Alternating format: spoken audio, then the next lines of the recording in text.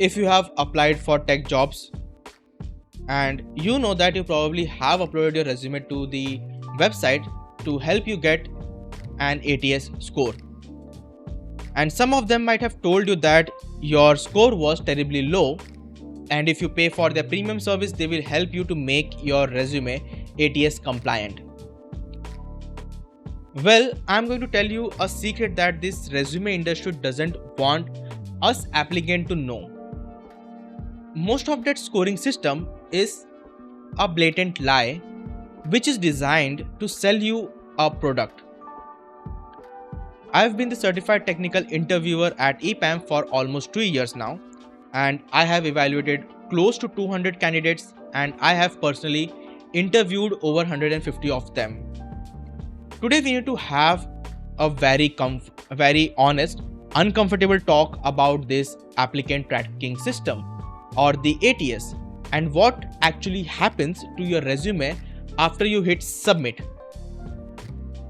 Let's clear up the biggest misconception right away. The ATS is not built for us. The ATS is built for organization. The ATS is a B2B software built for organizations to manage the massive database of applicants. And when people talk about ATS score, they think it's a universal grade of how good their resume is. In reality, it's just a threshold.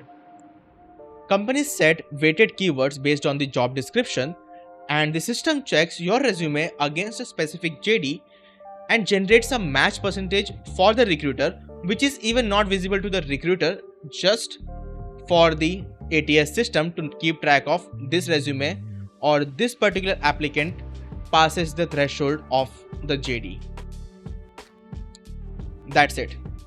Your resume is mapped strictly to the job, not to the universal template, and most people misunderstand this, which leads to the most common problem, a most common mistake I see, which is tech stuffing. You know exactly what I'm talking about. It's the massive block at the bottom of your resume with 30 different programming languages, framework, cloud providers separated by the comma. People think that they are casting a wide net. They get the higher ATS score on these websites and they are like, yeah, it's good. But well, remember, the ATS only cares about the JD. If you have listed AWS, Azure, GCP, Rust and C++, but the JD is for React developer, those are considered unmapped skill. The database assigns absolutely zero weight to them. The parser effectively ignores them. But here is why tech stuffing is actually dangerous for you. If you somehow pass the ATS and your resume lands on desk or any other interviewer, and every single word on that paper is a fair game. If you have listed a Docker because you spun up a container once 3 years ago while following a certain tutorial, then I am going to ask you about container orchestration, networking, and even how you can make your container size smaller. I will ask anything, and if you or when you inevitably stumble, you don't just fail that one question, you lose your technical credibility for the entire interview.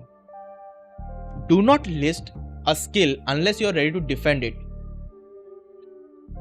I had to learn this ATS game the hard way early in my career. When I was first looking for a job, I wanted my resume to look good. I wanted it to stand out. So I built a colorful layout using this Canva. I gave it to a friend who was going to pass it to a connection for referral. That connection immediately told my friend, this resume is too colorful and it will not work with the ATS. And he suggested me to use FlowCV. And that was the very first time I have ever heard about the term ATS. Well, I needed a job and taking that reference from friend, I recreated my resume in FlowCV. It looked great. There was really amazing structure and a lot of things to help you out. And I actually ended up recommending it to a lot of people as well. But here's where the crack started to show. Whenever I opened that PDF to a major portals like Workday or Greenhouse, the timelines were scrambled. The experience boxes show the wrong dates, even my skills were mapped incorrectly. I didn't understand how the parsing was working or what was exactly happening. But I sat there and manually fixed each and every box. I spent so much time uploading my resume to sites like JobScan, Kick Resume, chasing those mythical ATS score and constantly tweaking things, thinking I was doing something wrong. It wasn't until I became certified interviewer and that myth, it completely just shattered. It was gone. When I sit down to interview a candidate, I don't see a ATS score. It doesn't exist on my end. What I actually say on this enterprise ATS platforms that we use, your past resume with the specific keyword matching the JD literally highlighted. And depending on the system, it might be a digital overlay right over the PDF or a parsed profile next to it where this word like JS Redux optimization are just handled out, mentioning to check on this specifically. And that's when it hit me. I looked at the past versions of my resumes coming in and I realized that the parsing was always failing on those fancy templates. The creators selling you these ATS templates have never seen the system from the interviewer side. They don't know about the overlay and they are just guessing. And this brings me to the final trap, the metrics. Those same creators tell you to add numbers to boost your ATS worth. You might have added something like, and yes, a recruiter might see those quantifiable results and push you to the next steps. But just like tech stuffing, it's a trap for the actual interview. The moment I see those numbers, I'm going to grill you on that.